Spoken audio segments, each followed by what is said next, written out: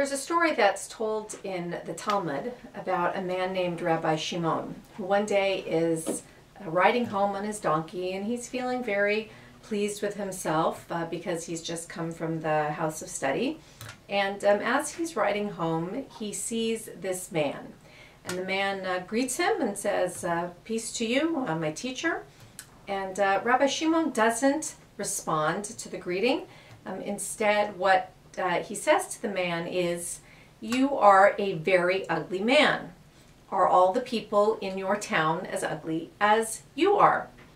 And so the man is surprised, we assume, and he responds to Rabbi Shimon by saying, I don't know. Why don't you go to the craftsman who made me and ask him?"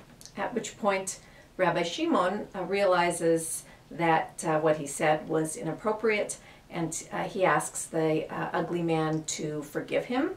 And the ugly man says, "I won't forgive you until you go to the craftsman who made me and ask for forgiveness, and unless you promise not to do it again."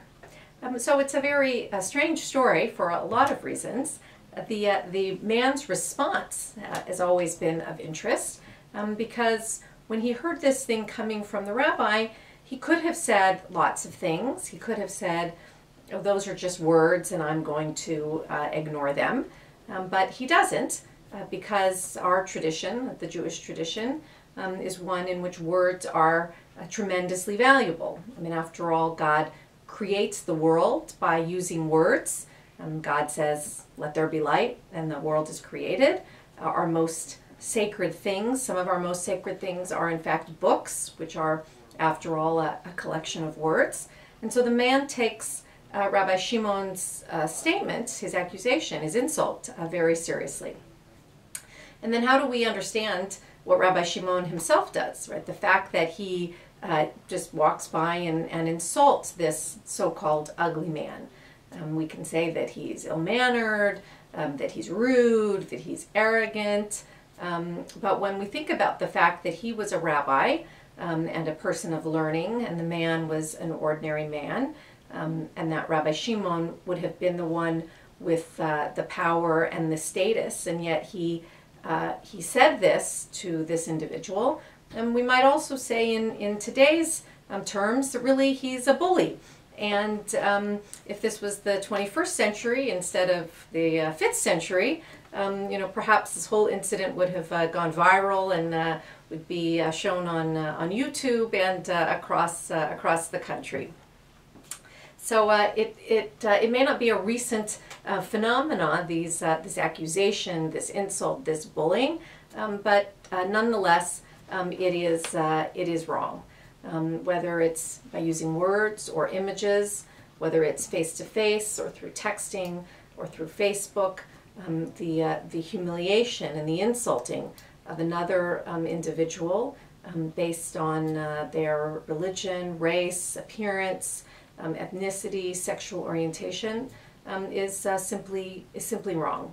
And the story from the Talmud indicates that it's not only wrong because of the pain that it causes another individual, but it's wrong because it's an insult to God as well. Because God, who is the craftsman who made us, values each individual in all our glorious differences, values us each equally and fully.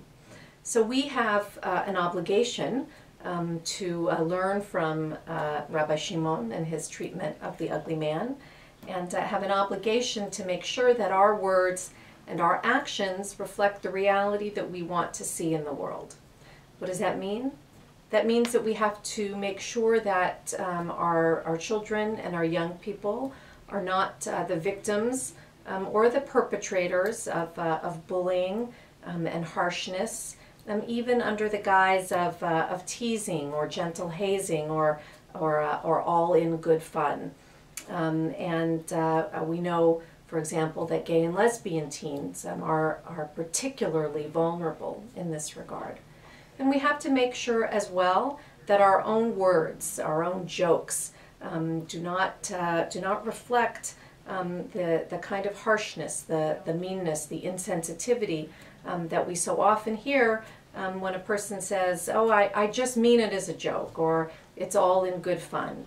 That kind of humor, those kinds of words about a person's religion or sexual orientation or race create the kind of environment in which bullying and hostility becomes acceptable.